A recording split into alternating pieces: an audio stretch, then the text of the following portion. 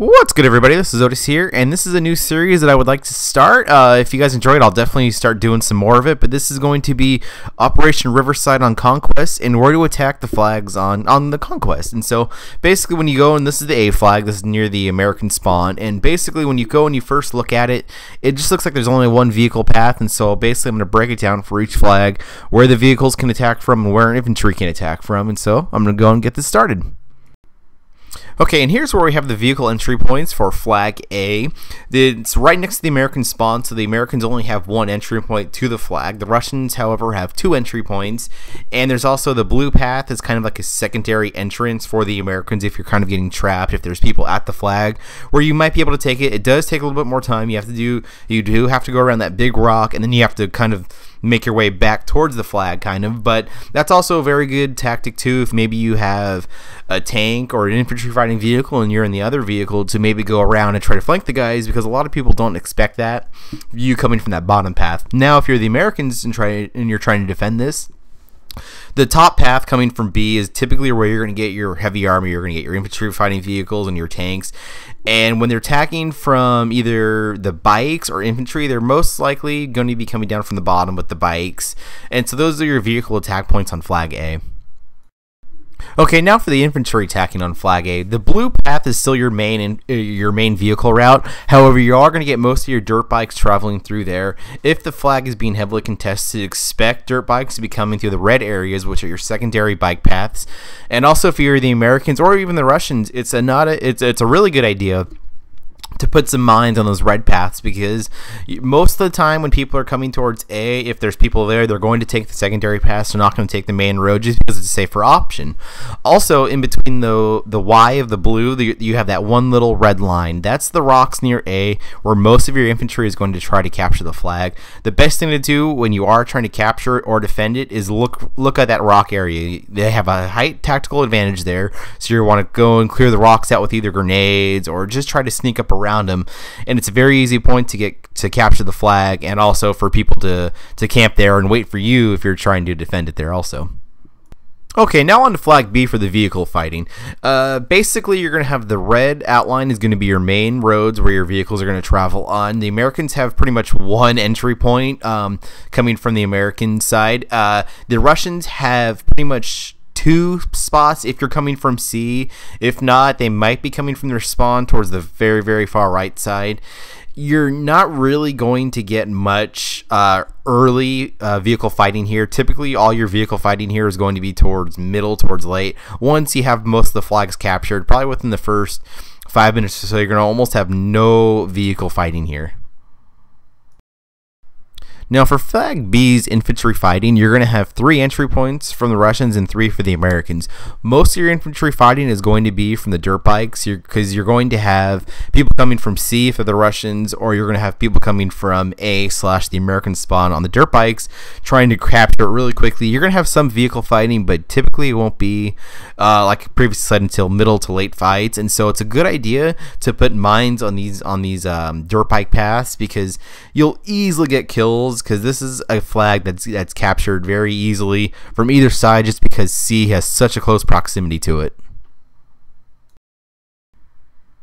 Okay, and Flag C, which is going to be your most heavily contested flag, has definitely some very interesting combat. Most of your combat here is going to be infantry. However, you're going to have a lot of supporting roles with the vehicles. The vehicles only have 2 entry points, and so it's going to be something to watch out for.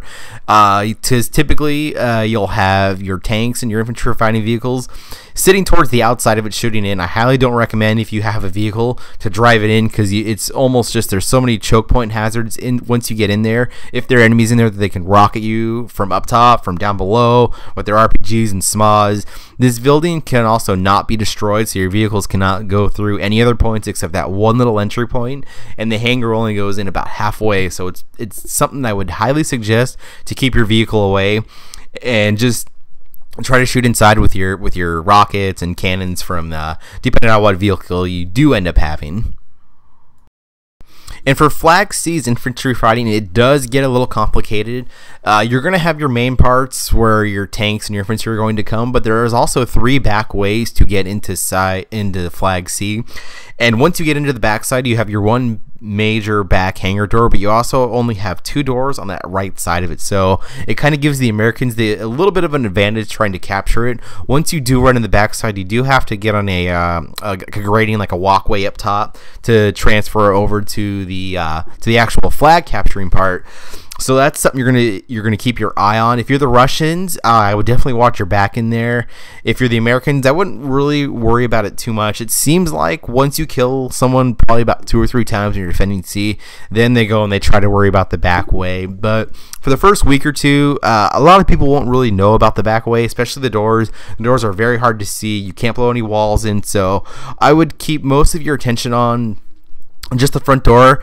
Maybe even something you could do is get the support, put some claymores down, and hunker up in there, because the vehicles, it's very, very hard for them to hit you, because if they're standing outside shooting in, hopefully your team's giving you support there, trying to shoot and disable the vehicles, because it's pretty chaotic with that front door, because it's just this one single choke point, which is kind of fun. It's kind of nice. There is a lot of clutter inside once you get in there, so you can easily hide in a corner or something. Your legs won't stick out of the wall, because it is a pretty thick building.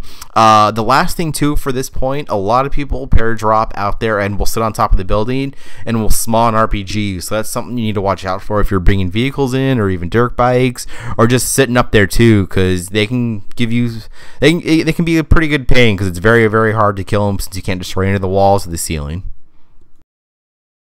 Now, Flag D can be very, very tricky for the vehicle combat due to the fact that it's actually it's elevated, the sides of the flag, so the road is probably about, I think, like 6 or 7 feet.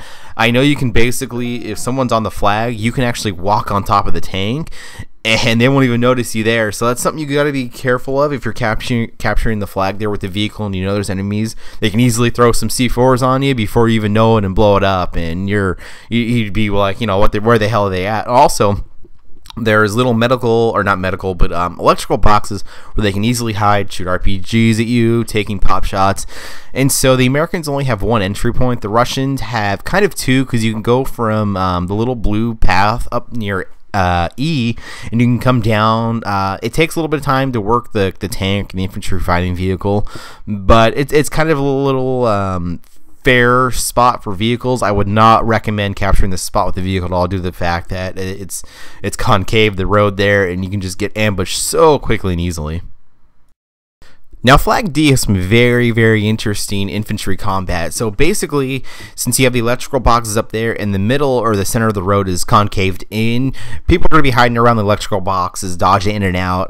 You're only going to have people basically coming from the back of C or from A / the Russian spawn from up top. You're not really going to have them coming from the main road area, just because, I mean, maybe you might have some dirt bikes, but overall it's just going to be fighting back and forth in between the boxes, maybe some people parachuting from the paradrop ship. But other than that, I wouldn't expect too much fighting here. It seems like people don't really go for this flag. They just pretty much go straight for C on the Russian side. So I would honestly just try to capture it with a dirt bike real quickly and then drive away. That's probably your best bet trying to capture this one. Okay, then the last final flag here, E, it's almost like a carbon copy of A, where you're not going to have too many vehicle entry points. You're going to have 1 from the main Russian spawn, and you're going to have 1 from straight down and towards the right side. Basically, if they're trying to spawn trap you, you're only going to have to watch 1 path for the main tanks and providing vehicles. You do have I think 2 or 3 entry points from dirt bikes from above, and there's only 1 from down below. So typically, as long as you get some mines in the path and get some RPGs pointed at the path, you're not really gonna have to worry about vehicles too much when you're attacking, except just from 1 entry point. So it's not gonna be too hard to defend. Which kind of limits the Russian side up there too, because there's not as many points to attack compared to the Americans, which is kind of unfortunate, but that's just how the beginning and the end flags are. Alright, and now we have the infantry spots on flag E. It's basically almost the same as the vehicles, because you have the rocks and the trees to the left side, where it's going to take way too much time to go and try to capture a flag. Maybe if there's enough people on the flag, they might just hide up by the trees, and once everyone leaves, they'll jump down.